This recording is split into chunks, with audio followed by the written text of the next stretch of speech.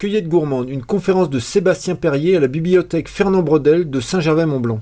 Merci à vous tous d'être venus aussi. Je vais vous parler de plantes non moins sympathiques et géniales, mais surtout des plantes que vous pouvez voir tous les jours en fait. Donc c'est ça qui est cool. Donc moi, déjà juste me présenter en quelques mots. Mon premier métier c'est journaliste. J'ai toujours été par contre spécialisé dans le monde de la montagne, dans le milieu montagnard et les plantes. J'en suis venu à devenir accompagnateur en montagne aussi. J'habite aux Ouches, petite précision. La vallée concurrente là, qui est pas loin de chez vous. Là. Et je vais vous parler en fait des plantes comestibles, d'une petite enquête que j'ai faite donc autour du Mont Blanc. À la base, c'était pour l'Université de Grenoble, dans le cadre d'un DU d'ethnobotanique. Et moi, en fait, j'ai la sensibilité gourmande, c'est ça qui m'a amené sur les plantes comestibles. C'est ça qui m'a amené sur le monde des plantes d'ailleurs, tout court, et il y a une dizaine d'années, et qui m'a fait évoluer sur le chemin de la botanique. On en a pour toute une vie de toute façon après. Donc on va voir ensemble d'abord la méthode, comment j'ai fait cette enquête ethnobotanique, la méthode, un aperçu sur les usages répertoriés, donc des usages suite à l'enquête que j'ai menée dans le coin, donc il y a des gens de Saint-Gervais qui ont participé notamment. Et je ferai un focus aussi sur quelques plantes emblématiques et leur histoire. Et, petit bonus de fin, je vous ai préparé aussi 2-3 petites choses à manger pour la fin. Donc l'ethnobotanique, c'est quoi l'ethnobotanique? Nom un peu barbare. Donc c'est une discipline qui s'intéresse aux relations qu'entretiennent les sociétés humaines avec le monde végétal. En gros, comment les plantes révèlent un peu les faits sociaux et notre culture finalement. Donc l'enquête, elle s'est menée en 3 étapes. Donc il a fallu au début cibler donc, le territoire, les personnes sources, quelles plantes, quels usages, la mise en place d'un questionnaire pour mener les entretiens, une bibliographie, la recherche participative, les entretiens, donc ça je le détaillerai un petit peu après. Et après c'est beaucoup d'analyse aussi de toutes ces données, et pour en ressortir justement ce que je vous disais, des faits de société, des catégories d'usage, et faire un focus sur ce qui m'intéressait moi en l'occurrence, et qui était l'alimentation avec les plantes sauvages. Donc moi, mon objectif, c'était vraiment de recenser les usages traditionnels et actuels des plantes sauvages, dites comestibles. On verra pourquoi je dis dites comestibles. Et finalement, ce qui m'intéresse aussi, moi, dans tout ça, c'est raconter des histoires. Qu'est-ce que les plantes racontent sur l'histoire des gens et sur l'histoire des habitants? Donc on le verra ensemble. Le territoire, finalement, il est assez vaste. Moi, mon mémoire pour mon DU d'ethnobotanique, il était basé sur Vallée de Chamonix et Pays du Mont-Blanc à la base. Et un blablacar a fait que j'ai rencontré une dame qui conduisait une Clio en faisant un Grenoble-Chamonix. Cette dame était l'éditrice de la section montagne de chez Glénat. Et un projet de fil en aiguille est né, et du coup on a élargi un petit peu le champ au Valais, donc district de Martigny et d'Entremont pour ceux qui connaissent, et à l'ouest de la vallée d'Aoste. Pourquoi aussi la vallée d'Aoste? Moi, toute une partie de ma famille est de vallée d'Aoste et me parle de plantes depuis que je suis gamin. Donc j'avais envie de creuser aussi à l'issue de cette enquête ce point-là. Donc les ressources, il y a plusieurs ressources. J'ai notamment travaillé avec les associations du patrimoine dans les différentes vallées, qui m'ont mis en contact avec des fois des guides du patrimoine et d'autres personnes, un tel connaît un tel, etc. Donc on déroule une petite pelote de laine comme ça. J'ai aussi participé à des événements, on voit là la photo, c'est l'INALP au col de la Forcle, pour ceux qui connaissent, côté suisse. L'INALP et la Désalpes, là en l'occurrence c'était la Désalpes la photo. Mais c'était un très bon départ aussi pour les enquêtes. Bon, il faut arriver à tenir le fendant, pour ceux qui connaissent le fendant aussi, le vin blanc local. Mais une fois qu'on arrive à passer ça, c'est bon. Et puis après, voilà, c'était aussi pas mal d'ouvrages à droite à gauche, des centres qui m'ont aiguillé, donc le Crépa, des jardins botaniques, comme celui de Champais, voilà, tout un tas d'associations, aussi le Centre de la nature montagnarde à Salanches, pour les mises en relation et pour avoir en fait toute la bibliographie, donc toutes les ressources nécessaires. Alors les entretiens, c'est pas une tâche très facile. Je sais pas, vous voyez la photo en bas à droite, je ne sais pas s'il y en a qui connaissent, c'est Germaine Cousin ça. C'est un petit bout de personnage, une dame qui a à peu près 96 ans, mais qui est encore au top de la forme. Une vraie bibliothèque sur les plantes. Bon, par contre, tu n'arrives pas à en placer une. Elle a l'excuse qu'elle n'entend pas, mais c'est pas toujours simple. Mais non, Germaine Cousin, pour ceux qui ne connaissent pas, vous regarderez, vous taperez sur Internet. Elle a écrit pas mal d'ouvrages, elle fait des conférences, c'est un sacré personnage. Et donc voilà, tout ça pour dire que oui, c'est des entretiens, il y a le côté formel où des fois, j'ai été rencontrer des gens, on s'est mis autour de la table, on a passé des après-midi comme ça, après on allait sur le terrain, autour de la ferme pour essayer de voir, parce que c'est bien beau de parler de plantes, mais des fois sur le terrain, on n'a pas toujours les bons mots pour parler de plantes, donc il faut confronter la réalité au terrain. Et des fois j'avais des bouquins aussi, les fleurs illustrées pour tout ça. Et souvent, c'était arrosé de liqueurs de framboise, de grappa. Donc je vous dis, j'ai travaillé, je suis accompagnateur en montagne aussi, mais j'ai travaillé aussi d'autres muscles. Le foie, en gros, pour résumer, quoi. Mais c'était super intéressant. Donc voilà, les gens m'ont spontanément souvent invité chez eux, etc. Donc j'ai gardé des super contacts et c'était vraiment une enquête enrichissante. Une 50aine de personnes, pour info. Comme je vous disais, il faut savoir nommer les plantes. C'est super important parce qu'on se rend compte qu'une plante peut avoir une dizaine, voire une quinzaine, une vingtaine de noms vernaculaires. Il y en a qui connaissent ou pas cette plante-là? Crapaudine. On l'appelle l'hysope souvent. Personne va à l'hysope au col de la Colombière? L'hysope au col de la Colombière. Donc l'hysope, son nom latin c'est Sideritis hysopifolia. Et quand je dis l'hysope, c'est ce que vous appelez hysope. Parce que le vrai hysope, l'hysope, il n'a pas des fleurs jaunes comme ça, il a des fleurs violettes. On voit la petite photo en bas à droite. Hysopus officinalis, le vrai nom de l'hysope. Enfin, en tout cas, oui, de l'hysope classique et qui est utilisé en pharmacopée, notamment.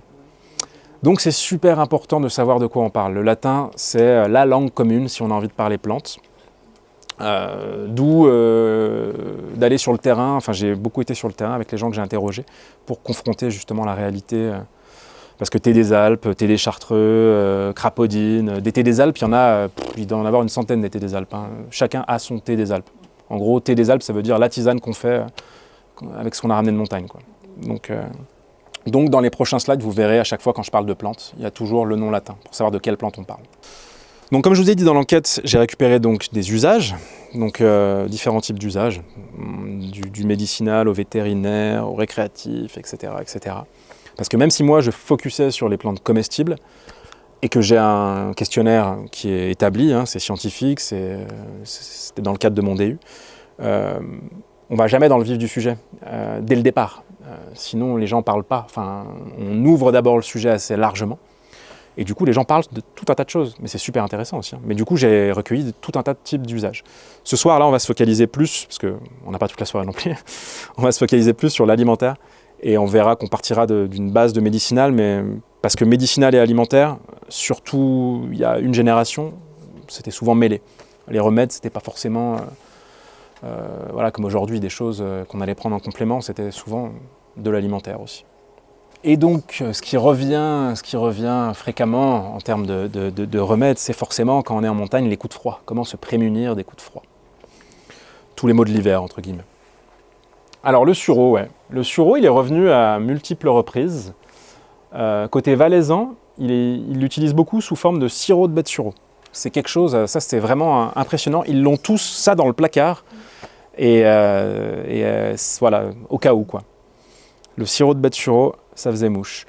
Côté français et valdotin, c'était plus en tisane que les fleurs étaient utilisées pour ce type de remède. Ça a une action dite sudorifique, notamment le sureau. Donc ça aide à faire transpirer. Ouais, bien sûr, de la gelée, on peut faire vraiment plein de choses. Et pour le côté vraiment là plutôt comestible et gourmand, la fleur de sureau a un parfum qui est vraiment délicat, qui est fruité. Enfin, c'est génial, c'est génial. Mais ça a été un remède avant aussi. Maintenant, voilà, on a plus basculé sur ce côté-là, mais ça a été vraiment un remède. L'épicéa, épicéa que ce soit en tisane ou en sirop, justement, même manière. Épicéa, sapin, tous les résineux. Mais l'épicéa principalement, parce qu'on a principalement de l'épicéa. Le serpolet, encore beaucoup utilisé.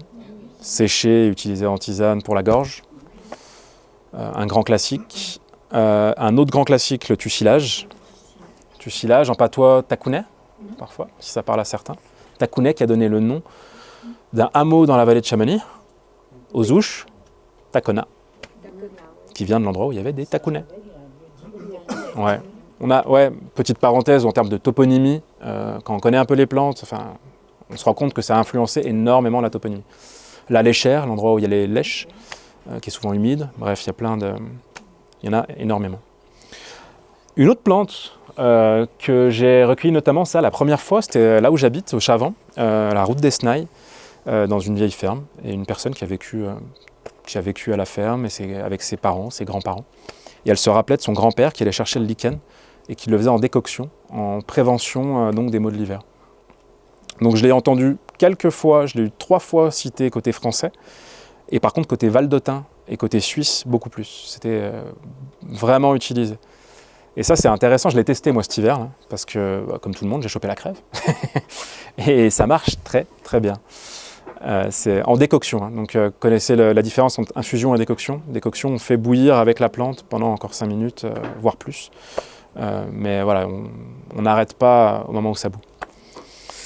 Et les lichens, encore une fois, pour faire parler avec la Suisse, les Suisses, ils vendent carrément des bonbons au lichen dans les supermarchés. Pour ça, pour la gorge. Alors c'est marrant, c'est un remède qui était vraiment traditionnel, qui pour le coup, côté français, a été un peu perdu. Autre parenthèse, j'ai des architectes, des fois en client, ils me disent qu'ils achètent du lichen d'Islande à Paris, une fortune. On leur vend du lichen une fortune. Il y en a plein dans tous nos sous-bois d'épicéa. Donc une fois qu'elle a vu ça, elle était en train de faire des stocks dans la sortie. Et ouais, c'est marrant. Donc, mais le lichen, ouais, voilà, maintenant vous le verrez peut-être d'une autre manière. Et c'est vraiment intéressant. Et c'est intéressant aussi d'un point de vue comestible. Moi, je travaille aussi avec des cuisiniers. C'est une plante qui en bouillon, une fois on change la première eau, parce qu'on a pas mal d'amertume, on a beaucoup de principes amers. Donc on le fait bouillir. Quand ça bout, on enlève l'eau, on remet de l'eau, on fait bouillir. Et là, on a un bouillon qui est épicé et qui est super bon. Enfin, si vous faites des ramen, des choses comme ça, c'est génial. C'est le seul lichen, moi, que j'utilise. Donc, je ne saurais pas te dire s'il y a d'autres lichens ou pas qui sont poisons. Je ne vais pas m'avancer là-dessus. Moi, je ramasse n'importe quel. Non, le lichen d'Islande, alors bon, là, il est un peu... Tu lui demandes son nom avant de le cueillir. Tu es d'Islande? Non, le lichen d'Islande, c'est celui... je ne peux pas agrandir plus là, mais c'est celui en fait qu'on a dans les sous-bois de résineux, qui en général, et tu sais, il se fixe sur les petits rameaux de l'épicéa, il tombe à terre, il est grisâtre, et en gros on le ramasse quand il est à terre. Les plantes prises séparément, là qu'on voit là, donc ce qu'on appelle violette ou pensée, achillée, génépie, on me les a toutes citées, séparément. Et notamment les tisanes de violette pour la génération de mes grands-parents, dans la vallée, etc. C'est des choses qui, en tout cas, beaucoup de gens ont connues. Je ne sais pas si là, dans le... Non ? Aller chercher les violettes. Alors la violette que je vois, ça s'appelle Viola tricolore, le nom de cette plante. Donc cette plante-là était vraiment ramassée. En ce moment, il y en a plein à Charousse, au-dessus de chez moi. Il y en a plein, là. Elles sont en fleurs en ce moment. Ouais, et elles se ramassent en ce moment. Elles se font sécher et elles se font en tisane. Une fois sec, jamais frais. Ouais, tu peux les faire fraîches, mais c'est mieux de les faire sécher et tu as besoin de plus de plantes fraîches pour avoir le même résultat en plantes sèches. Voilà, donc génépie, l'achillée musquée qui pousse un peu plus haut. Et en creusant un petit peu, donc là plutôt sur la bibliographie, j'ai pas eu de mémoire d'homme, on m'a pas cité l'aspirine du montagnard, sauf une fois aussi en vallée d'Aoste. Mais en gros, on mélangeait ces plantes-là avec du lait et on faisait une infusion de ces 3 plantes dans le lait, et c'est ce qu'on appelait l'aspirine du montagnard. J'ai retrouvé ça donc dans la bibliographie et donc avec une personne aussi en vallée d'Aoste, à Saint-Nicolas, qui s'appelle Henri Armand, qui a écrit un livre d'ailleurs sur l'usage des plantes médicinales en montagne, et qui a recueilli donc cette fameuse aspirine montagnard. Mais ça revient vraiment dans la bibliographie à pas mal d'endroits. En tout cas, s'il y a bien une chose, aujourd'hui on va chercher dans la pharmacopée autour du monde. Pourquoi ? Parce qu'on a les moyens de faire venir des produits du monde entier. 1 ou 2 générations avant, alors dans la vallée de Chamonix c'est peut-être un peu différent parce qu'il y avait beaucoup de tourisme, etc. Mais il faut bien se dire que dans les vallées alpines, on était quand même sacrément coupé du monde. Dans beaucoup de vallées, il fallait faire avec ce qu'il y avait autour de la ferme, et basta. C'était une question aussi de survie. Donc on apprenait à faire avec ce qu'on avait autour de soi. Donc voilà, on faisait avec, quoi. Et on a développé des remèdes comme ça. Mais ce qui est drôle aussi d'ailleurs, c'est que là, moi, ce que j'ai fait sur le Tour du Mont Blanc, on peut retrouver des choses similaires en Autriche, en Bavière, et alors que les gens étaient quand même loin, on utilisait quand même les mêmes plantes pour les mêmes choses. Donc il y a eu en tout cas à un moment donné, il y a eu une connaissance peut-être empirique commune. Non, l'Achillée musquée, Achillée musquée, elle est, si tu veux, elle pousse à partir en général de 1500 mètres d'altitude, sur sol siliceux, donc pas calcaire. Tu vas la retrouver typiquement vers chez moi quand tu vas à la randonnée qui s'appelle la Jonction. Ça parle, ouais. Quand tu arrives, dès que tu commences à sortir de la forêt. Voilà. Tu sors de la forêt, c'est à partir de l'étage subalpin, tu commences à en avoir. C'est une petite achillée très parfumée. Très parfumée, qui a été aussi beaucoup utilisée pour les liqueurs, dans pas mal d'endroits. Confiture et condiments, on arrive dans l'alimentaire. Carvi, ça parle à pas mal de monde le carvi. Il y en a pas mal vers le col de Vos, dans les prés. Alors le carvi, ça se présente, donc quand on le ramasse, il commence à être un peu sec, donc à la fin de l'été, en tout cas avant la fauche. Et c'est une plante qui est haute comme ça, de la famille des ombellifères, des apiacées, donc tu sais c'est comme la carotte sauvage, ouais, etc. Le cerfeuil. Ça a des feuilles très fines, mais en général quand tu le vois, donc quand tu le cueilles à ce moment-là, tu vois surtout les petites graines qui sont au-dessus et qui sont déjà sèches et qui ressemblent à ce qu'on voit là. Moi qui suis accompagnateur en montagne, j'ai plein de spots autour du Mont Blanc parce que je fais souvent des tours du Mont Blanc. Mais donc le col de Vos, il y en a pas mal. Entre Champey-le-Bas et Champey-le-Haut, donc ça c'est côté suisse, donc tous les prés là, il y en a. D'ailleurs, petite anecdote, il y avait une personne, c'était marrant, qui allait faucher les prés. Et elle me disait, donc elle m'a vu ramasser quelques graines de carvi. Et elle me disait, mais c'est marrant, il y a une dame qui est venue ramasser aussi il y a quelques jours, une vieille dame, des trucs là, mais qu'est-ce que vous ramassez en gros Et donc je lui ai fait sentir, parce que c'est très aromatique le carvi. Et elle me dit, ah ouais, on a ça nous. Donc c'est marrant, il y a des trucs comme ça qui se sont un peu perdus, alors que pourtant côté valaisan, ça s'utilise beaucoup aussi.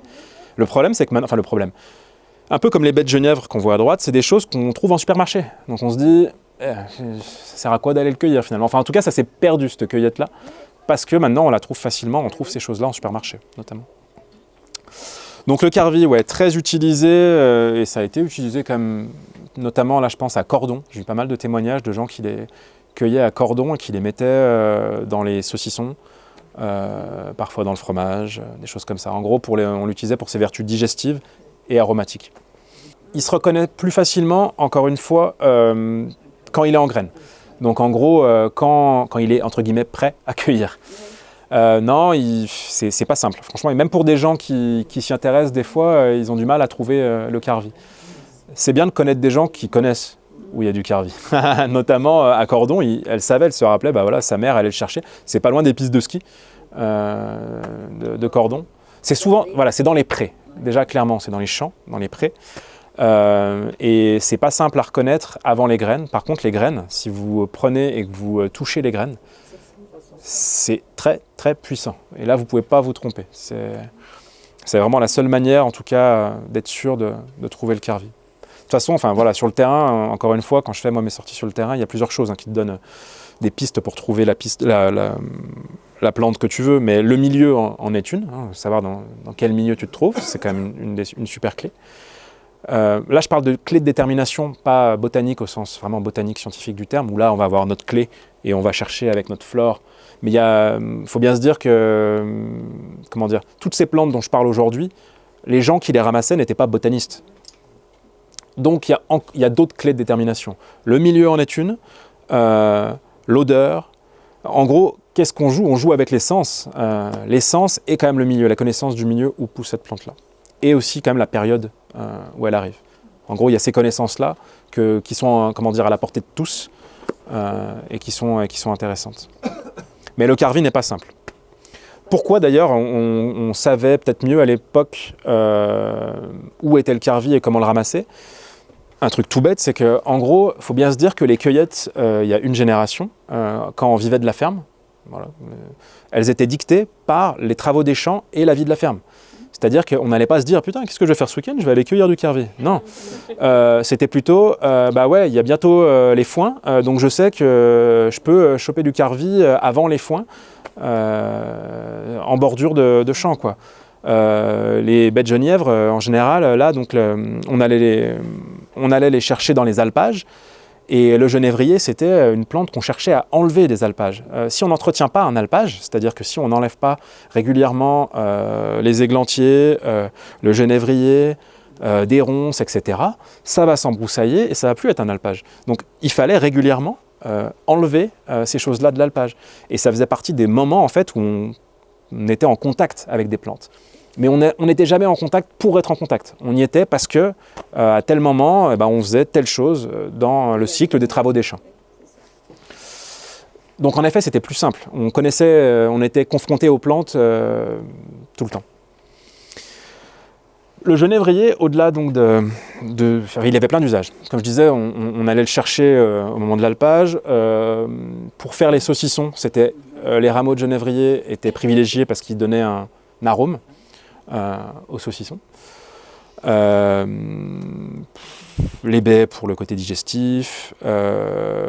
Côté suisse, pour la fête des rameaux, la fête religieuse, on prenait pas du buis ou quoi, on prenait du genévrier.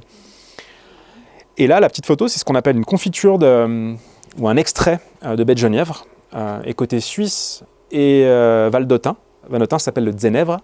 On le trouve dans les supermarchés aussi. C'est un remède, c'est une panacée. On prend ça quand on a mal au ventre, on prend ça problème urinaire, quand on a un coup de froid, ça sert à tout. Et c'était même mis aussi le matin, ma grand-mère elle mangeait ça avec de la polenta quoi aussi, des fois. Ça donnait un coup de boost. Bref, c'était ces espèces de remèdes plats un peu qui... Voilà, on est à la frontière entre le plat et le remède, quoi. Les myrtilles, super fruit, le super fruit est connu par tout le monde. Alors lui, il a une histoire, on pourrait en parler pendant longtemps de la myrtille, mais si on va vite, j'ai eu pas mal de témoignages où la myrtille, avant d'être le fruit qu'on met sur les tartes aujourd'hui, etc., c'était aussi des fruits qu'on mettait dans des bocaux de côté et qu'on prenait quand on avait mal au ventre. Je ne sais pas s'il y en a qui ont déjà fait ça. Un remède. Ouais, un remède aussi. Côté antidiarrhéique. De toute façon, il faut bien se dire que ce qu'on a maintenant en confiture, ce qu'on a en tarte ou quoi, c'était, c'est contextuel d'une époque. Il y a une époque où le sucre, ça coûtait cher et où on n'en foutait pas de partout, quoi. Donc, voilà. Il faut toujours contextualiser les recettes. Et donc petit à petit, avec le tourisme, etc., c'est devenu un emblème des montagnes. Ça a été même, il y a eu des cueillettes commerciales parce qu'on en revendait aux restos, aux auberges, aux refuges, etc.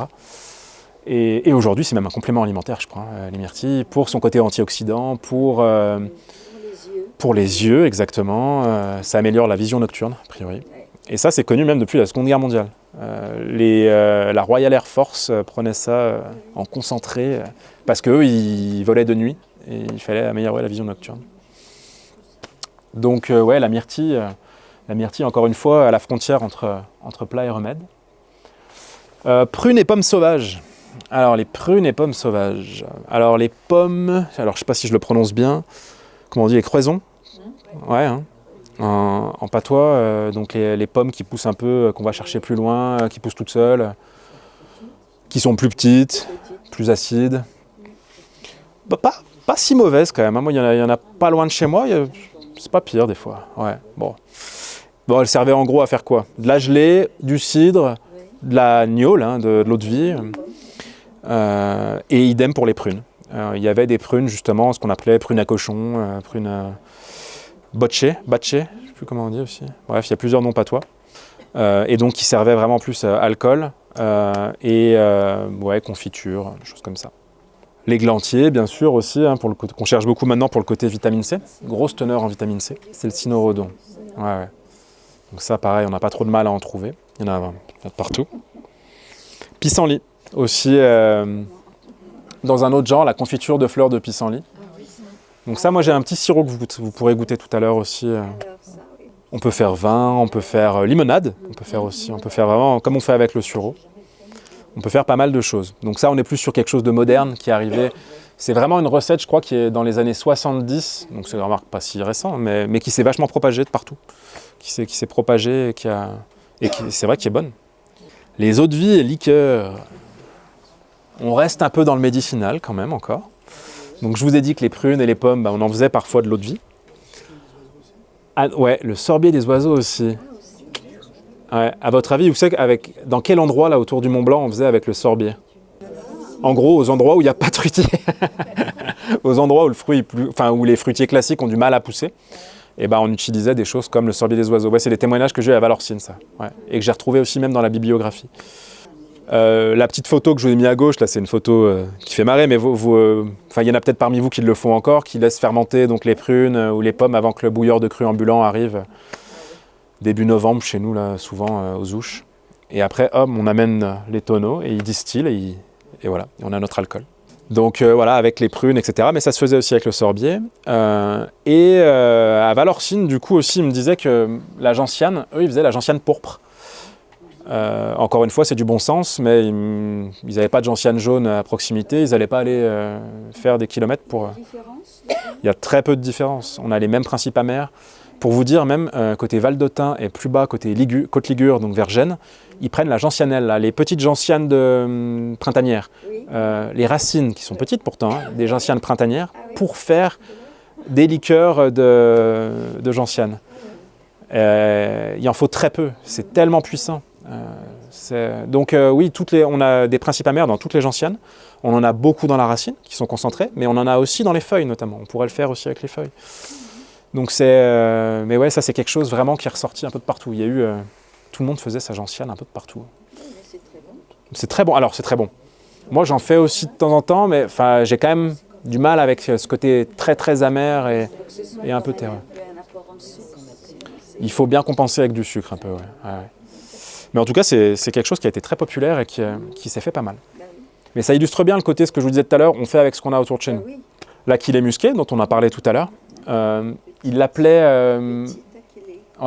à Sarreillé, donc vers le Val-de-Bagne, donc côté suisse. Ils appelaient cette plante soit la blanchette, soit l'achillée des enfants ou des vieux. Pourquoi pas l'achillée des enfants, pardon, je dis des bêtises. Le génépi des enfants ou le génépi des vieux. Pourquoi? Parce que c'était les enfants ou les anciens qui allaient plus le chercher que l'autre génépi qui était plus compliqué à aller choper dans les moraines. Alors que l'achillée musquée, elle était plutôt dans les endroits simples d'accès. Elle était juste elle était à l'étage subalpin, mais elle était plus simple d'accès. Ouais, elle est comme ça.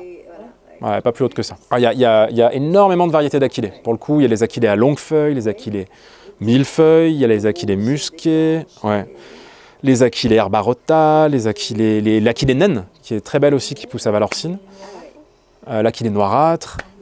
Il y a même des achillées, l'achillée de Clavenin, j'étais dans les Dolomites l'année dernière, il y a une achillée qui pousse que dans ce coin-là, enfin, beaucoup d'achillées. Beaucoup sont aromatiques, il y en a très peu qui ne le sont pas. Alors on fait de l'eau de vie avec ça? Alors, côté suisse, par exemple, le génépi, pour eux, la plupart du temps, c'est une distillation. Donc ils vont mettre les brins de génépi ou d'achillée avec les pommes, et on va le distiller, et on aura le goût comme ça. Ouais. Alors que côté Val-d'Autun et côté français, c'est plutôt une macération classique dans l'alcool. Le génépi, enfin les génépis, parce que je vous ai dit qu'il y a des achillées qu'on appelle génépis, mais il y a aussi plusieurs variétés de génépis qu'on va rechercher en montagne.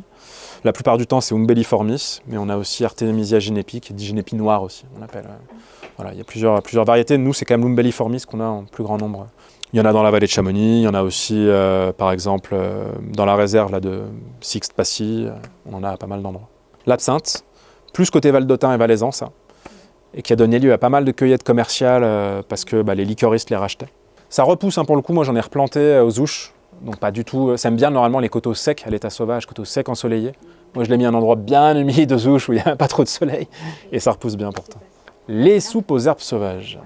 Donc comme je vous disais tout à l'heure, c'était vraiment lié, encore une fois, ça, aux besoins et à la vie à la ferme. Il y a une période, et on est dedans, en tout cas vers chez moi, on est pile poil dedans, où on a les jeunes pousses qui commencent à être prêtes. C'est pas assez haut pour que ça gêne. Après, quand ça va être fauché, les coins qui vont être fauchés, on ne peut plus y aller. Quand il y a le bétail, pareil. Donc là, il y a les prés encore autour de la ferme avec toutes les jeunes pousses et on peut les cueillir. Et donc c'est parfait, quoi. C'est le bon moment. En plus, ça arrive vraiment au moment où, si je me remets dans le contexte d'une ou deux générations avant, on avait eu le régime sec de l'hiver qui n'était pas très varié et les organismes ne devaient être pas en forme. Donc là, tu te fais ta cure de vitamines, de minéraux au bon moment, quoi. Et il y avait clairement, ils appelaient ça des cures dépuratives, quoi. Mon grand-père, moi, il prenait pendant 9 jours de suite, il faisait la soupe avec les orties et d'autres choses, mais c'était quand même les orties, c'est ce qui était le plus, c'est ce qui mettait le plus, en tout cas dans la soupe. Donc c'était vraiment des cures dépuratives de printemps. Et là, j'ai envie de dire, il y a beaucoup de choses. Donc ouais, la bistorte, ça typiquement à Valorcine, c'était l'ingrédient principal. Pourquoi ? Parce que quand tu arrives vers l'endroit, le hameau là, du Buet, la Poya, c'est que ça en est rempli là en ce moment-là. Donc, je sais pas à Saint-Gervais où c'est qu'il y en a, mais c'est... Ouais, ça s'appelle, en patois, souvent c'était l'enva des bouts, bourré à Valorcine. Ça faisait référence à chaque fois langue de bœuf. Parce que ça ressemble à une espèce de longue langue qui sortait. Et c'est un peu blanchâtre sur le côté inférieur de la feuille. Et ça fait une petite fleur rose, un pompon rose, que je suis sûr que voilà, vous avez forcément croisé ce petit pompon rose. Mais la bonne période pour le ramasser, par contre, c'est avant la fleur. C'est maintenant, quand les jeunes pousses sont encore tendres, pas amères, etc. Donc ça, la silène enflée, tout le monde la connaît, peut-être pas sous ce nom-là, mais c'est celle qui fait des petites fleurs blanches, un peu gonflées, les pétards, voilà, on s'amusait à faire péter, il y a la petite graine qui... Voilà. Hein ? Ouais, et d'ailleurs là, si vous... Alors, comment dire ? Après, ça demande un peu ça demande de l'habitude et de l'expérience pour reconnaître les plantes avant les fleurs, parce qu'on n'a pas toujours l'habitude, souvent c'est la fleur qui va nous donner le... Donc ça, c'est pas évident. Par contre, la silène, comme toutes les cariophyllacées, elle a les feuilles qui sont opposées. Elle a un vert qui est un peu glauque, c'est un vert différent qu'on arrive qui dénote un peu dans un pré. Et par contre, ça a au goût, ce qui est génial, c'est que ça a le goût de petit pois. C'est sucré et ça a un petit goût de petit pois, comme quand on mange la cosse du petit pois. Donc c'est vraiment très bon. Et c'était très utilisé, ça, côté Valdotin, notamment, dans les soupes. Mais ça, c'est vraiment des choses qu'on... Les feuilles. Les feuilles. Toujours privilégier les feuilles. Ouais. Les tiges, des fois, ça va être plus dur, Ouais. C'est vraiment une feuille qui est consommée. Mais encore une fois, là, il y avait quelque chose où on allait sur le terrain. On était beaucoup plus exposé, finalement, à aller dans les prés à tel ou tel moment avant. Et du coup, tu arrivais à la reconnaître à force. Parce que typiquement, c'est ça. C'est s'y habituer à chaque moment de l'année. Et c'est génial de faire ça parce qu'après, avec l'expérience, tu arrives à reconnaître toutes les plantes n'importe quand.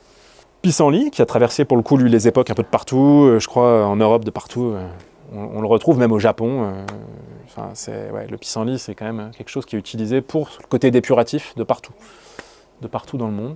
L'ortie, pareil, partout où elle pousse, elle est utilisée, pleine de vitamines, de minéraux, de protéines. Elle est une plante géniale, la plante du pauvre. L'épinard sauvage, ça c'était marrant, c'est... toujours donc dans la route d'Esnaï, la même personne qui m'avait dit mais moi en ce moment, donc je l'avais interviewé en avril il y a 2 ans, et elle m'a dit moi en ce moment je cueille la varquenne. Tu cueilles la varquenne, ok. Et donc on avait été faire le tour de la ferme, etc. Et je m'étais rendu compte que oui, c'était l'épinard sauvage qu'elle appelait la varquenne. Et pour le coup, c'est un nom patois qu'on retrouve aussi côté valaisan et valdotin. Mais il n'y en a pas beaucoup qui connaissent encore le nom patois, quoi. Mais là, varquenne, ouais. Donc l'épinard sauvage, on le reconnaît vraiment quand on le touche comme ça. Là, ça fait des jeunes feuilles qui ressemblent aux feuilles d'épinard cultivées. Pour le coup, il a été domestiqué il n'y a pas si longtemps si on prend l'échelle des plantes. Et quand on le touche, il a une texture siliceuse. Il y a de la silice sur la face inférieure des feuilles. Donc ça fait comme du sable qui vous reste sur les mains quand vous le touchez. Ça peut vraiment pas louper ça pour le coup. C'est plusieurs variétés de kénopodes qui sont comme ça. J'en parlerai plus en détail plus loin du kénopode, donc je ne vais pas m'étaler tout de suite. Et l'oseille des prés qui est facile ça, à retrouver dans tous les prés, avec ces 2 petits lobes qui rebiquent sur le bas de la feuille. Le côté acide qui est assez intéressant de l'oseille, qu'on peut faire pas mal de choses en comestible. Alors l'ortie blanche n'est pas l'ortie. L'ortie blanche, c'est du lamier blanc. C'est pas la même famille, d'ailleurs, c'est la famille des lamiacées. Ça fait des feuilles blanches, des fleurs blanches, pardon. Ça ressemble à l'ortie, mais tu t'y piques pas, par exemple. Donc non, mais c'est une autre plante qui est comestible aussi, mais c'est pas de l'ortie. Ouais. Pas aussi bien, en tout cas, elle n'est pas aussi riche, en minéraux que l'ortie. Il vaut mieux les prendre petites comme ça. Il vaut mieux les prendre jeunes, toujours prendre la fleur, les feuilles du haut, jeunes. Et après, tu vas avoir une sensation, on appelle ça de caustique, quand tu vas l'avoir en bouche. C'est-à-dire que ça va rester un petit peu en bouche. Râpé, voilà, ouais. Ça va être râpé un peu. Et que tu auras moins avec les jeunes pousses. Ouais, après, j'ai envie de dire, si tu veux faire une soupe, mets des gants. Mais oui, en effet, autrement, les prendre dans le sens du poil. Ouais. À Valorcine, une dame m'avait dit que elle, quand elle avait des rhumatismes ou des crises de rhumatisme, elle se roulait dans l'ortie. Là, on glisse gentiment vers d'autres choses, mais ça, c'est les souvenirs d'enfants. On a tous, chaque génération, chaque souvenir d'enfant, on a tous fait on a tous interagi avec les plantes d'une certaine manière. Ma génération prenait souvent les fleurs de trèfle qu'on suçotait, voilà. Il y avait aussi l'oxalis, mais pour d'autres générations, il y avait d'autres choses. Et notamment le salsifis, la fleur qu'on voit là, c'est une tige qui était prise dans les prés, pareil, à cette période maintenant, là, et qui est hyper sucrée, donc c'est super bon. Il faut la prendre maintenant, par contre. Après, on va faucher et ça va repousser, mais je trouve que la deuxième pousse est moins bonne. Enfin, c'est vraiment maintenant, là. La première pousse, c'est la plus douce. C'est la tige qu'il faut manger ou la fleur? Les deux. Ouais, tu prends en fait... Donc, quand elle est en fleur, tu prends à hauteur de là. Tac. Tu coupes là, et tu manges. Ouais. Les chardons, ça concerne plus ceux qui, gamins, gardaient les chèvres ou les petits chevriers qui s'amusaient à dépioter le chardon. Moi, j'aime bien m'amuser à le faire de temps en temps. Et ça fait... Ouais, ça occupe, ouais. Et ça a un goût un peu comme le cœur d'artichaut. C'est la même famille, hein, c'est des astéracées. Mais par contre, comment dire, t'as moins de volume, forcément. Je n'irais pas faire une salade de cœur de chardon. Alors, comment on le dépiote? Tu prends le cœur en fait, du chardon, t'attends en fait, qu'il soit monté. Tu prends en fait, le cœur et en fait, tu vas enlever... c'est pas les pétales, mais c'est les tépales. Là, t'enlèves, tac, tac, tac, tac, tu les enlèves jusqu'au cœur. Et après, tu peux le grignoter comme ça. Ouais. Et c'est bon, ça a le goût du cœur d'artichaut. Par contre, c'est plus laborieux. Il faut avoir le temps. La rhubarbe des moines. Hop, la rhubarbe des moines, tout le monde l'a vu, le rumex, les grosses feuilles, alors qu'ils sont appelés des fois co, lapé, ça a plusieurs noms patois. Et il y a pas mal de gamins qui se souviennent de grands-parents qui se souviennent que gamin, ils suçotaient le pétiole, la tige, ou ils le trempaient dans du sucre avant de le suçoter, voilà. On peut en faire pas mal de choses aussi de ça, du rumex, une fois cuit notamment. C'est une plante qui est hyper commune, dont on ne sait pas quoi faire. Enfin, les alpagistes, ils les motocultent. Non, les vaches ne les mangent pas. Ouais. Le réglisse des bois, en ce moment, c'est maintenant que c'est bon, qu'on peut suçoter, qu'il y a un petit goût de réglisse. Bon, il faut quand même bien enlever aussi, bien débioter avant. Ouais, c'est une petite fougère. Le nom patois à Valorcine, c'est Fiotzette, ça veut dire petite fougère. L'oxalis, que tout le monde voit dans les sous-bois régulièrement, qui a un petit goût acide qui est intéressant et qui, celui-là, d'un point de vue traditionnel, était consommé souvent au passage, comme ça, pour coupe-soif, comme coupe-soif. Ouais. On se baladait pas tout le temps avec des gourdes, donc c'était... Et ça, c'est mon petit protégé en bas à droite, vous pourrez goûter, j'ai sa version alcoolisée. Cerfeuil musqué ou myrrhe odorante, le nom latin c'est Myrrhis odorata. C'est une super plante, je l'avais vue moi pour la première fois il y a 6 ans avec François Couplan en Suisse. Ça poussait pas loin d'un chalet. Et je l'ai trouvé vers chez moi, suite à pas mal de témoignages. On me disait mais ça on en avait avant dans le jardin, etc. Ils sont plus dans les jardins, mais ils se sont échappés, ces petites plantes se sont échappées, elles sont jamais bien loin dans les hameaux quand elles sont là. Par contre, pour les identifier, là, il faut s'accrocher, parce que ça ressemble comme 2 gouttes d'eau à d'autres cerfeuilles, c'est vraiment pas simple à identifier. Par contre, une fois que tu as mis la main dessus, waouh, ça dégage une odeur d'anis, c'est très très puissant. Rien à voir avec le cerfeuil pour le coup. Et c'est génial. Enfin, je la cuisine moi à toutes les sauces parce que c'est bon, c'est digestif en plus. Et j'en fais une anisette. Donc en gros, moi je le fais en alcool à 30 degrés à peu près. Vous pourrez goûter tout à l'heure ceux qui veulent. J'en ai amené. Et donc on a glissé gentiment vers ce qu'on appelle les gastronomiques, mais en gros vers tout un tas de plantes. Et là, j'en ai mis 6, mais j'ai envie de dire sky is the limit. Il y en a beaucoup, beaucoup, beaucoup.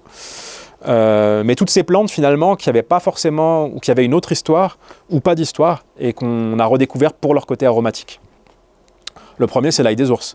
Genre il y a 20 ans, personne n'utilisait l'ail des ours. Personne voulait de l'ail des ours. Enfin, c'était le truc, voilà. Alors que maintenant, on le retrouve de partout. Mais c'est impressionnant, ils le mettent de partout. Enfin, tu fais un marché, tu as de l'ail des ours à toutes les sauces, quoi. C'est donc, ouais, de partout, des saucissons, ouais. Donc c'est vraiment une plante. Moi, je pense que ma fille, elle dira c'est traditionnel, parce que elle aura vu l'ail des ours de partout, elle aura vu. Donc ça montre un peu aussi comment quand on dit c'est la tradition, une tradition, en fait, ça vit, ça évolue, et il y a des choses qui ne l'étaient pas, qui le deviennent, et vice-versa. L'ail des ours, ça c'est rentré, je pense, déjà, dans la tradition. Mais pour le coup, c'est très jeune. Faut bien se... Et de partout. Hein. Suisse, Italie, c'était pareil. On trouvait ça trop fort, on disait que c'était... Enfin bref, c'était pas... On l'utilisait pas, on avait de l'ail, pourquoi utiliser l'ail des ours? Faut pas en abuser, hein. C'est un peu laxatif aussi, l'ail des ours. Si tu as envie de te purger, là, on remarque c'est bien en ce moment. Mais je sais que c'est assez purgatif, ouais, faut pas... L'Achillée millefeuille, on en parlait tout à l'heure, qui est utilisé maintenant énormément aussi en cuisine. En Vallée d'Aoste, ouais. Achillée musquée, donc on est toujours, c'est le même genre, Achillea, mais en fait c'est une autre plante. C'est comme je disais tout à l'heure, il y a une quinzaine, voire plus d'Achillea. Il y a beaucoup de variétés d'Achillée. C'est la plus commune, celle-là, l'Achillée millefeuille, que tu vas retrouver en fait dans les prés, dans les champs, en fleurs, ouais, ou en bord de chemin. C'est très beau, ouais. C'est très beau et ça a un arôme très camphré, c'est très puissant. Ouais, c'est très puissant. Moi je fais un cake par exemple, chocolat Achillée, qui est super bon. Il faut quelque chose qui contrebalance un peu. En Vallée d'Aoste, il y a une société qui fait des truites fumées, et ils font des truites fumées à l'Achillée millefeuille. J'ai un cousin en Vallée d'Aoste qui fait aussi sa mozzetta, une viande séchée de cerf, à l'Achillée millefeuille. Là, on est sur les fleurs plus. Les fleurs sont plus aromatiques que les feuilles. Ouais, sont plus aromatiques, vraiment. Pour la petite histoire, à Cordon, à la Léchère justement, à Cordon, une personne me disait que l'Achillée était utilisée par son père pour tout ce qui était usage vétérinaire, pour soigner les coupures des vaches, ou qu'après qu'elle ait vélé la vache, on lui faisait aussi une infusion à base d'Achillée. Donc c'était utilisé d'une autre manière. Voilà. Vétérinaire, on a glissé vers le gastronomique maintenant de plus... Le mélilo, la plante des pâtissiers, une super plante qu'on trouve de partout, qui est très peu connue. Fleurs blanches, des toutes petites fleurs blanches, c'est de la même famille que les trèfles. Ouais. Blanches ou jaunes. Il y a mélilo blanc et il y a l'officinal qui est jaune. Ouais, c'est très fin, ça pousse dans les terrains qui ont été retournés en bord de champ. On le trouve, c'est très commun. Mais par contre, assez discret, et pour le coup, il n'a aucune histoire celui-là. Il n'a pas de nom patois, enfin j'ai trouvé aucune histoire sur celui-là localement. Mais par contre, aujourd'hui, les pâtissiers, ouais, un pâtissier à Chamonix, à Megève, pas mal de personnes aussi, de restaurateurs. Voilà, c'est quelque chose qui est très connu, c'est un arôme de vanille, de fève tonka qui est super intéressant. Donc ça permet de faire des sablés, notamment, moi je fais des petits sablés aromatisés du coup au mélilo, où tu n'as pas besoin justement de faire... Enfin, tu n'utilises pas de la vanille qui vient de Madagascar par exemple, tu utilises ton mélilo. Quand il est en fleurs, c'est l'inflorescence. Donc juillet. Ouais, après, il faut être vachement... comment dire en fonction de l'altitude, en gros, ça va s'étaler et du fauchage. Tu peux te dire que ça va s'étaler de début juillet à fin août. Tu vois, tu vas avoir l'été sur différents spots. Ouais, les fleurs, ouais. La sommité. La pimprenelle. Alors la pimprenelle, j'ai trouvé un seul usage, au-delà de l'usage culinaire actuel, qui est ce petit goût de concombre que tu vas retrouver, que tu vas pouvoir mettre dans les salades, où tu peux faire un tzatziki sans concombre, par exemple. Au-delà de ça, c'est Giulio Bergari, dans les Aravis, qui lui avait trouvé un usage apparemment, pas vétérinaire, mais en gros, qui disait que c'était une plante que quelqu'un lui avait dit qu'elle était favorisée dans les pâtures, parce que ça faisait des bonnes pâtures, quoi. Et que ça faisait du bon fromage. Hormis ce témoignage-là, j'ai eu 0 témoignage sur cette plante-là. Exactement, elle contient beaucoup de tanins. C'est une plante de la famille des rosacées. Toutes les plantes de cette famille-là ont beaucoup de tanins et sont utilisées, comme l'alchimie d'ailleurs, pour quand vous avez des problèmes type en effet diarrhée. Ça resserre les tissus, donc ça va avoir tendance à constiper ou justement à arrêter la diarrhée. La spérule, Aspérule odorante, qu'on trouve pas mal aussi dans le coin. Je ne sais pas s'il y en a qui connaissent. Aromatique, très... Dans les sous-bois, ouais, il y en a dans les sous-bois de Salanches, là, de Servoz, vers Burzier, il y en a beaucoup. Donc c'est vraiment une plante, pour le coup, vous l'avez peut-être vu, c'est au séchage qu'elle dégage ses arômes, mais elle est très aromatique. Un arôme qui se rapproche du mélilo, pour le coup, qui est assez intéressant. Donc très intéressant pour les desserts, pour les alcools, qui était plus utilisé sur le côté germanique que ici. Moi, j'ai pas retrouvé d'usage historique ici. C'est plutôt un usage contemporain, là, pour l'arôme. Une plante intéressante aussi, d'ailleurs, la spérule, pour le côté, pour les gens qui sont un peu stressés ou quoi, c'est une plante qui est dite calmante, qu'on peut utiliser en infusion pour le côté calmant. Attention au séchage, la plante, si on la sèche mal et qu'elle moisit, va devenir toxique. En gros, la substance qui donne son arôme, ça s'appelle la coumarine. Ça devient dicoumarine quand elle moisit, et là, ça devient toxique. Donc, il faut vraiment faire attention au séchage. La reine des prés, très commune dans les coins un peu humides, les prés un peu humides. Ouais, pareil, une plante. Alors, pour le coup, elle qui était utilisée d'une autre manière traditionnellement, plus que le thé vétérinaire aussi. Que j'ai eu, pareil, témoignage à Cordon et à Valorcine sur l'usage vétérinaire de cette plante-là. Les fleurs, alors pour le côté anti-inflammatoire, etc., tu peux utiliser les feuilles et les fleurs. Si tu veux vraiment avoir le côté aromatique puissant, on utilise plutôt l'inflorescence, les fleurs, ouais, qui sont les plus aromatiques. Qui ont un goût un peu, moi je trouve, c'est entre la vanille et l'amande amère, c'est particulier, c'est très bon. Ouais. Et je vais faire juste un petit focus sur 2-3 plantes, parce qu'il y a 2-3 plantes assez intéressantes. La varquenne, on en a parlé, le kénopode.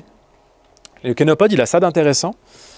Alors déjà, qui représente un peu cette cueillette saisonnière dont on a parlé tout à l'heure, hein, c'était vraiment les jeunes pousses qu'on cueillait autour de la ferme au printemps, utilisées en cure, en soupe, un peu de plein de manières, mais c'est une plante qui nous suit depuis super longtemps.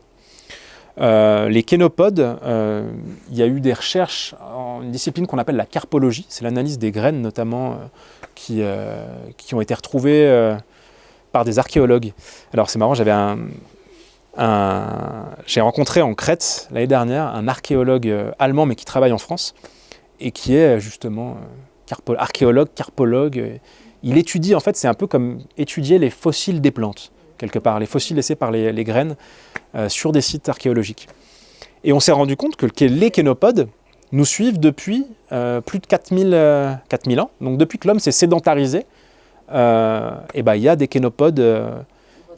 Ouais, on retrouve les kénopodes, on retrouve même donc, des amas de graines. On a retrouvé des amas de graines dans les grottes qui laissent à penser en gros qu'on les utilisait comme substitut pour les années où le céréal donnait pas bien, quoi. Il y a d'ailleurs un kénopode qu'on utilise de cette manière actuellement.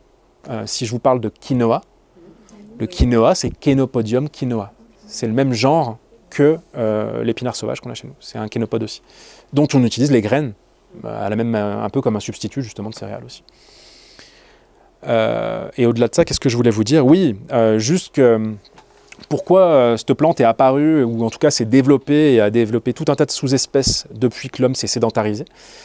Il y a eu des études qui ont été menées, notamment en Suisse, par Ernst Zürcher, qui est un agronome suisse de Zurich, qui est assez connu et qui a écrit pas mal de livres sur les arbres aussi, etc. Et il disait qu'il y a l'optimum de biodiversité à l'échelle humaine, en tout cas. Non, même pas à l'échelle humaine, je suis bête moi. L'optimum de la biodiversité avant l'apparition, je ne sais plus à quand, sur quelle échelle il s'est basé. Bref, je pourrais vous citer l'étude, elle est dans mon bouquin après. C'est le début de la sédentarisation de l'homme. C'est le néolithique. Ce qui va un peu à contre-pied de ce qu'on se dit des fois. On se dit, depuis que l'homme est là, il y a une chute de la biodiversité. Ce qui est intéressant là, c'est que ces études montraient que c'est au début où l'homme s'est sédentarisé. Pourquoi ? Il a ouvert des milieux, il a créé des bocages, il y a eu une myriade de différents milieux, et du coup, il y a plein d'espèces qui ont foisonné, en fait, à ce moment-là. Et par contre, le déclin de la biodiversité, ils l'ont daté à peu près au début du 19e siècle, ou un peu avant, et c'est l'ère industrielle. L'ère industrielle où là, par contre, on est devenu quand même vachement nombreux. Du coup, ça devient plus compliqué. Et en plus, on a cassé tout ce qu'on avait fait avant, quoi. C'est-à-dire qu'on a voulu faire comme... C'est quoi ? C'est la taylorisation Ford, là, on a voulu standardiser tous les trucs, on a tout étalé, on a tout... donc là, on a cassé les milieux, complètement. Mais comme quoi, je veux dire, on peut avoir une action bénéfique aussi, quoi. L'homme n'est pas que néfaste, c'est pas un extraterrestre qui serait atterri là pour tout détruire. On peut faire aussi des choses bien, on peut être intégré dans notre milieu, quoi. C'est une question d'équilibre, c'est comme tout, quoi. Hop. Et juste là, c'était une recette, la soupe du Mayen, ça c'est ce qui était consommé donc, dans les Mayens valaisans. Parce que ce que tu as consommé à la ferme fin avril, quand tu remontes après, un mois plus tard, quand tu montes au Mayen, tu as la même chose que ce que tu avais un mois après. C'est l'avantage d'être en altitude, c'est que tu remontes dans le temps quand tu montes de 500 mètres. Petit focus sur le Genep pour dire que c'était vraiment une panacée aussi dans pas mal d'endroits, notamment autour de Valorcine. C'était, avant le XVIIIe siècle, c'était utilisé de toutes les manières. Donc c'était cueilli par contre que par certaines personnes. Encore une fois, c'était pas des personnes du village qui allaient exprès chercher ça. C'était souvent soit des bergers de chèvres, ou des chasseurs, ou des cristalliers qui allaient le chercher. Parce que c'était eux qui étaient au plus près de la plante, et qui la connaissaient, et qui l'avaient vue, cette plante. Donc c'était vraiment cueilli en grosse quantité, séché, et utilisé de manière communautaire, si je prends l'exemple de Valorcine. Donc là on est sur le côté 18e, quand on arrive au 19e siècle, il y a les liquoristes qui ont commencé à pointer le bout de leur nez, et on a commencé à faire de la liqueur de génépi, apparemment déjà au 19e. Donc là il y a eu une cueillette qui s'est intensifiée, parce que c'était une cueillette commerciale, qui faisait en fait un petit pécule aux paysans en plus, quoi, hein, ils vendaient ça pour se faire un peu d'argent. Et puis après, c'est devenu l'emblème qu'on connaît, le côté t'es pas un vrai montagnard si tu vas pas chercher ton génépi, si t'as pas ton coin à génépi. Donc il y a eu vraiment par contre du coup l'effet pervers de ça, c'est que il y a eu une cueillette trop forte et du coup il y a eu moins de génépi, déclin du génépi. Et du coup on a appris à la domestiquer en Valais, c'est depuis le Valais que c'est parti, un site qui s'appelle Agroscope, où ils ont réussi à domestiquer le génépi et à faire de la culture de génépi qui s'est maintenant développée depuis quand même une dizaine d'années un peu partout dans les Alpes.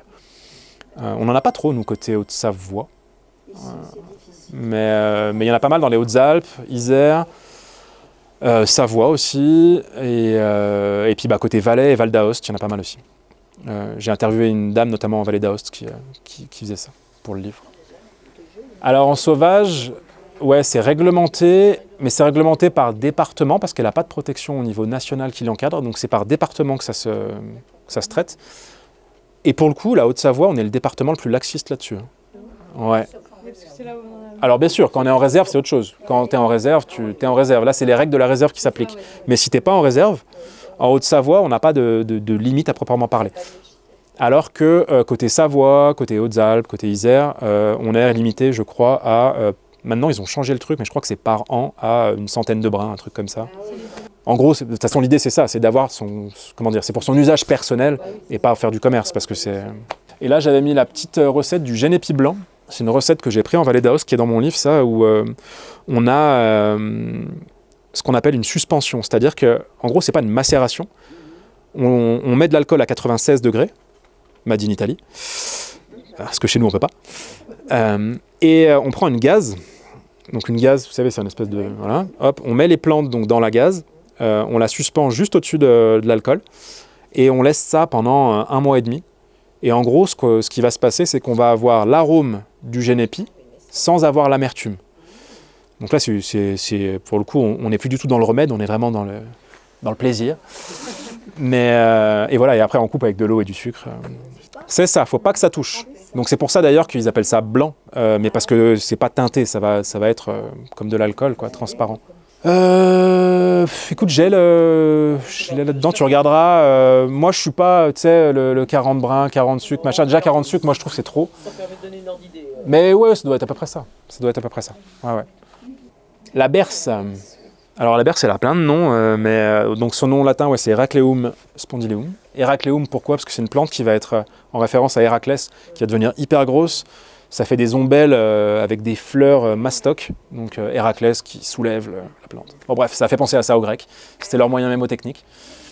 Et elle a été souvent appelée cacouet en patois. Et cacouet, c'était toutes les plantes qu'on enlevait dans les foins qui n'étaient pas bonnes pour les foins, qui étaient une tige trop dure.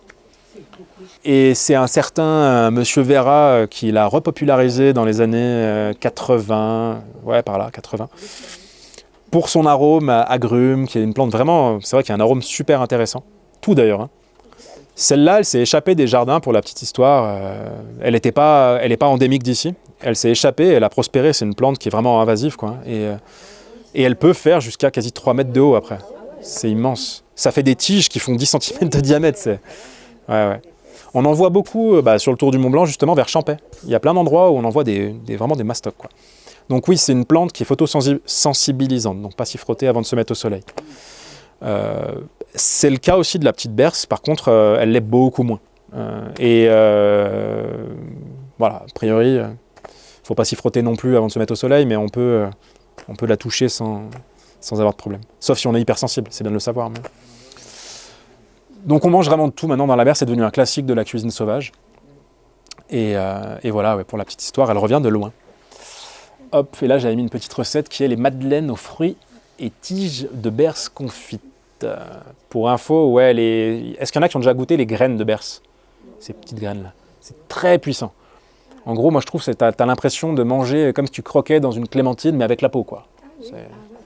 Ça arrache. C'est à la fois acide, amer, c'est tout. C'est un peu épicé, ça fait un peu comme le gingembre, je trouve. D'ailleurs, il y en a qui appellent ça aussi le... Merde, comment on appelle ça? Le Viagra des montagnes. Ouais, bah... Forcément, il en fallait un, j'ai envie de dire. Et donc, ouais, moi, pourquoi je la confie pour atténuer ce goût un peu puissant, quoi. Donc, avec beurre et sucre, ça calme. Ça atténue, ouais. Et j'aime bien finir sur cette plante qui a rien à voir avec les autres, pour le coup. C'est une plante, ouais, qui est assez commune donc dans les sous-bois un peu humides, qui n'a pas de nom patois parce que sûrement pas d'usage. Hein. Mais par contre, c'est une plante que je trouve très belle et qui a enfin moi qui me parle parce que pour mon enquête, j'ai rencontré une personne notamment alors au Contamine Montjoie à Notre-Dame-de-la-Gorge, un certain Joseph Ray qui vit en retraite spirituelle depuis plus de 25 ans dans une petite maison accolée à la chapelle. Et c'est marrant, c'est un personnage, vraiment. Il a été prêtre ouvrier avant, c'est un botaniste aussi, il est mycologue, etc. Donc il s'intéresse à plein de choses. Et de la plante, il m'en a parlé d'une jolie manière. Il me disait, par exemple, cette plante-là, il me disait, mais elle t'évoque quoi, en la regardant à une distance à peu près comme ça. Je disais, oui, comme ça, on pourrait dire juste que c'est une plante avec des fleurs blanches, quoi, qui est assez commune.